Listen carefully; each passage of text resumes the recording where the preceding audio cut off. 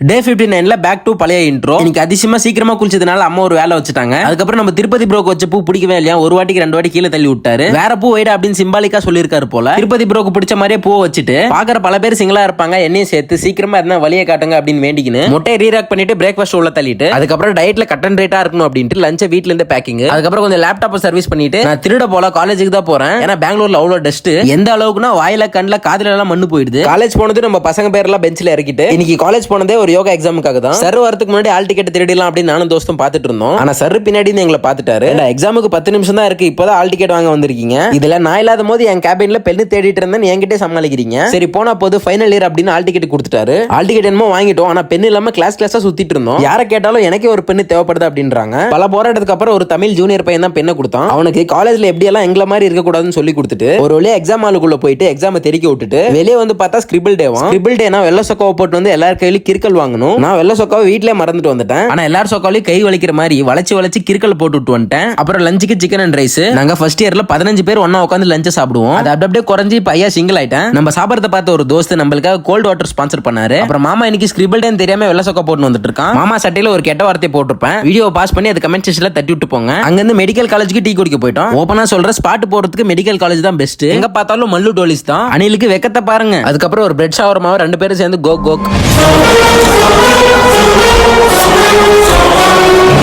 ஈவினிங்கா ஜிம்முக்கு போயிட்டு கேமராவை செட் பண்ணி பார்த்தா இந்த ராடு குறுக்கா வருது. அந்த ராடு வீடியோல தெரியக்கூடாதுன்னு மேலே ஏத்தி பார்த்தேன். அதுக்கப்புறம் கீழே இறக்கி விட்டுட்டேன். அந்த கேப்ல நான் உட்காரணும்னு இந்த இடத்துல ஒருத்தர் பேக் வச்சுட்டாரு. அதை தூக்கி கிடச்சிட்டு மறுபடியும் ஒரு ரவுண்டு மேலே ஏத்தி பார்த்தா கீழே இறக்கி பார்த்தேன். சரி ரொம்ப நேரம் போகுது, மேலேயும் வேணாம் கீழே வேணாம் அப்படின்னு நடுவில் விட்டு வந்து உட்காந்துட்டேன். உட்காந்து ராட பார்த்ததும் மறுபடியும் குறுகுறுன்னு இருந்துச்சு. சரி அவுட் ஆஃப் ஃபோக்கஸ்ல போயிடும் அப்படின்னு ஃபர்ஸ்ட் எப்படி இருந்துச்சோ அப்படியே விட்டு வந்துட்டேன். அதுக்கப்புறம் இன்னைக்கு தொடக்கறி நாள். ஒர்க் அவுட் பண்ணினே இருக்கும்போது ஜிம்ல பாதி பேரை காணோம், எங்க போயிருக்காங்க அப்படின்னு பார்த்தா ஜிம்மு கீழே ஒரு பிரச்சனை. நம்மளுக்கு ஆல்ரெடி டைம் இல்ல, லெக் டேன்றதுனால கீழே போய் மேலே வர்றதுக்கான எனர்ஜியும் இல்ல. லெக் டே முடிச்ச கையோட நேரா பேட்மிண்டன் ஆட போயிட்டேன். கேமுக்கு முன்னாடி பயங்கரமான ஸ்ட்ரெச்சிங்க போட்டு வீட்டுக்கு வந்து டின்னருக்கு ஒரு வெஜிடேரியன் புரோட்டீன் மீல். அப்புறம் புரோட்டீன் மேக்ஸ் மேன் பர்ஃபெக்ட்.